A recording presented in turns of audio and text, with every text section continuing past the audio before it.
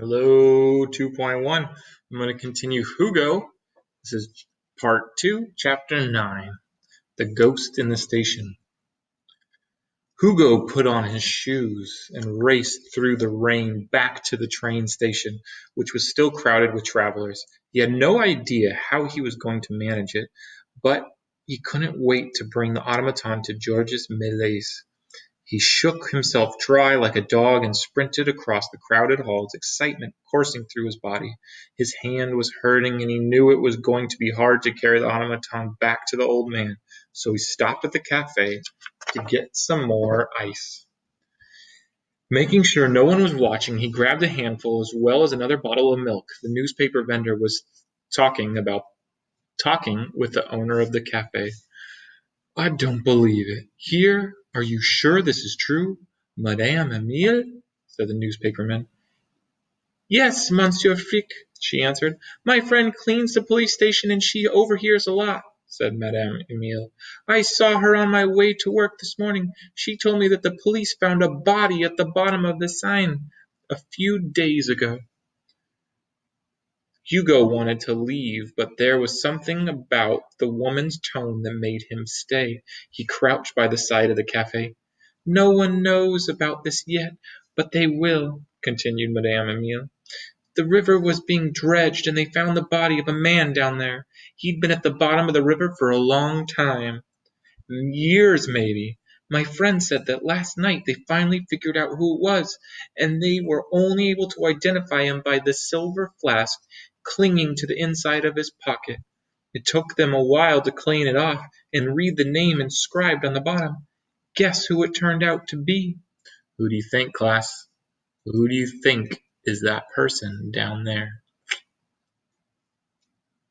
Hugo already knew the answer. "Remember the drunken old timekeeper of the station?"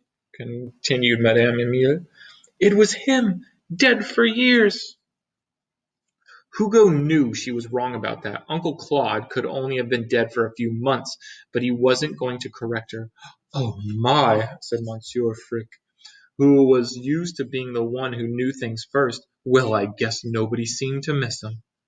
"But don't you see what this means?" Madame Emile said.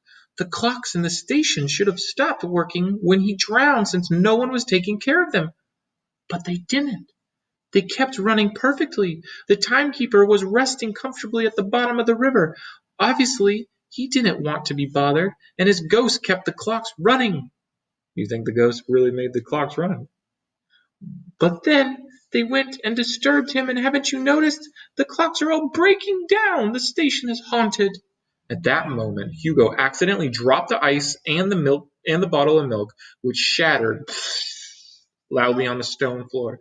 As Madame Emile spun around and spotted him, she yelled, "My milk! So you're the one who's been stealing it from me!"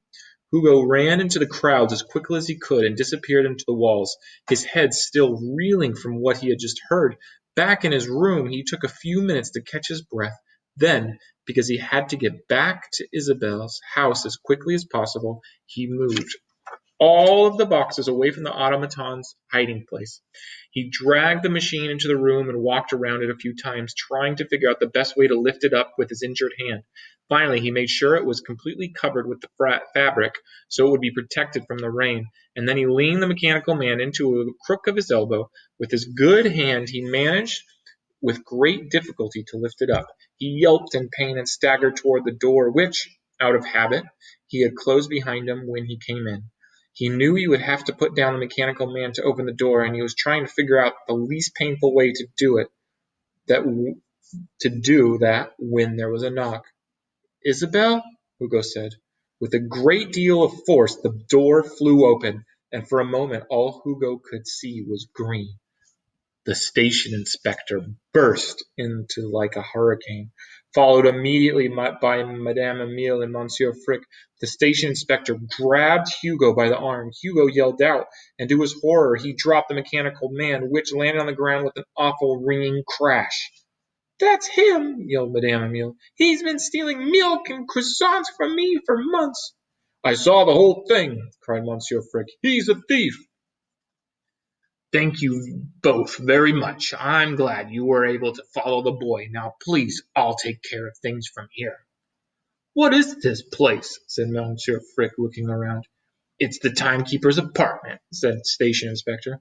The timekeeper? Shrieked Madame Emile, turning white as ghosts. She and Monsieur Frick ran from the doorway of Hugo's room. Why do you think that they turned white? Why were they scared there? The station inspector rolled his eyes and now focused his attention on Hugo, who was writhing in his arms. Stay still, he shouted, but his face changed immediately from anger to confusion when he looked down at the bundle lying on the floor. What is going on here? What is this? Other details about the station inspector, things that Hugo had never noticed before, came into focus. The man had bad teeth. The top part of one of his ears was missing. He smelled slightly of cabbages. The station inspector, not letting go of Hugo, leaned over and moved the fabric until he saw the mechanical man lying on its side, its neck bent backward. What in the world? He said. The station inspector walked around the room, dragging Hugo after him, poking his head into doors and cabinets. At last he came to a pile of Uncle Claude's unopened paychecks. Has happened to the timekeeper? How did you know about this apartment here in the station and the tunnels in the wall? Where is he?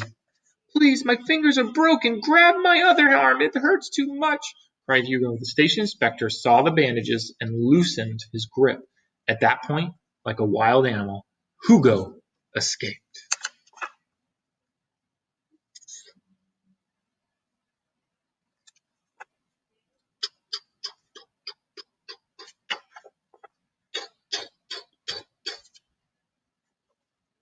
Ah,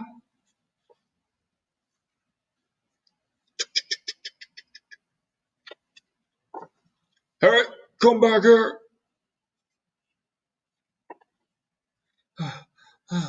Where are you?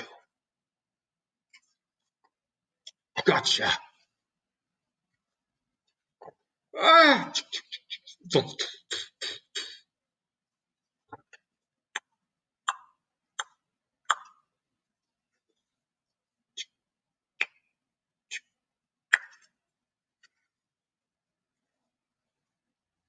Where is he?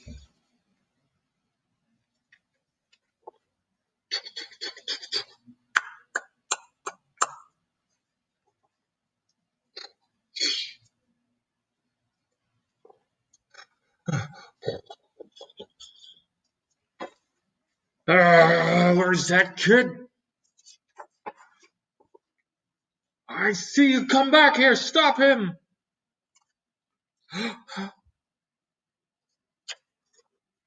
Crash. Hugo smashed into someone's back, fell to the floor, looked up, and saw the hand of the station inspector as it closed in on him. He tried to roll the other way, but he found himself stopped by Madame Emile and Monsieur Frick, who descended on him through the crowd like vultures. They grabbed Hugo roughly and dragged him to his feet. Let me go! Cried Hugo. Hot tears welled in his eyes. The station inspector leaned in close to Hugo's face as the cafe owner and the newspaperman held tightly to each arm. The only place you're going is to prison, the station inspector hissed. So, tune in next week to find the conclusion of Hugo Cabret.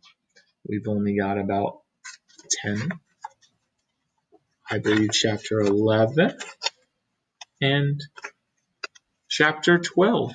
That's all we got left. See ya.